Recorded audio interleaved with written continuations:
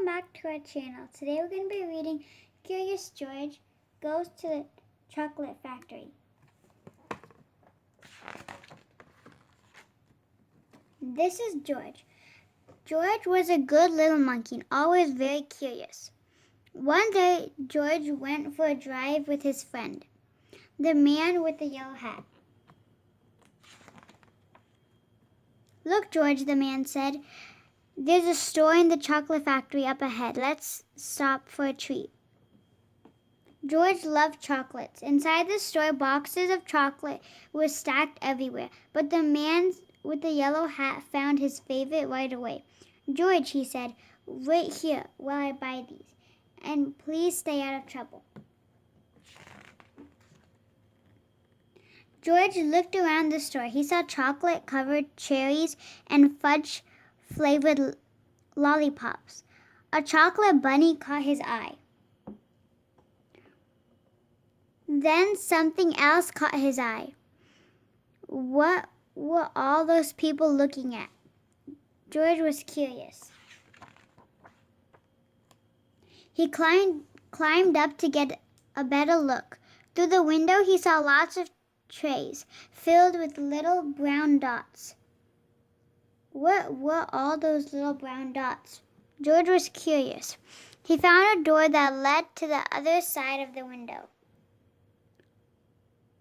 The little brown dots were chocolates, of course. A toy guide was showing a group of people how to tell what was inside the chocolates by looking at the swirls on top.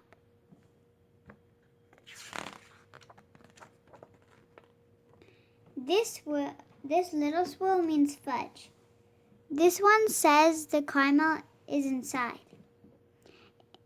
And this wiggle is for marshmallow. This is a squiggle for truffle. This one is for nougat. This sideways swirl is the orange fluff. And this one is for George's favorite, banana cream. George followed the toy guide until they came to a balcony overlooking a room where the chocolates were made. Down below, busy workers picked the candy of the machines and put them in boxes. These are the machines that made the chocolates with the swirls on top. The chocolates came out of the machines on long belts. But how did they get their swirls? George was curious. He climbed down from the balcony and up onto a machine. George peeked inside. He was trying to see what was making the swirls when all of a sudden the chocolates began coming out faster and faster. They sped by him so quickly that it seemed to be running on legs on their own.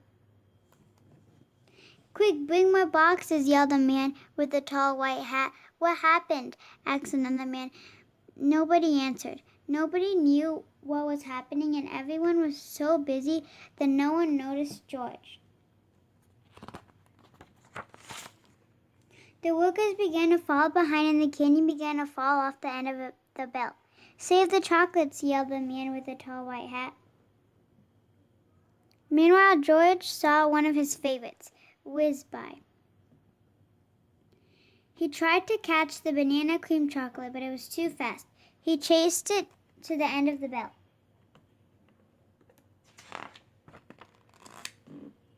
At the end of the belt, a pile of chocolates were growing taller and taller.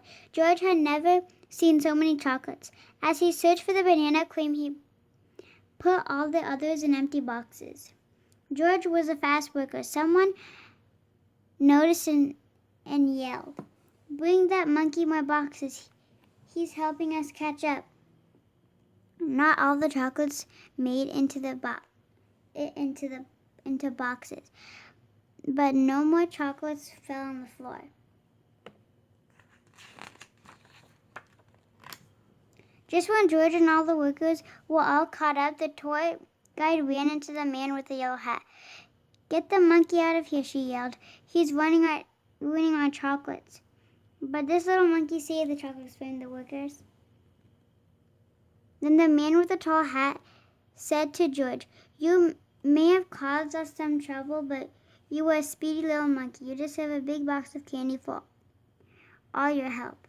George was glad he was not in trouble, but he did not take the chocolates.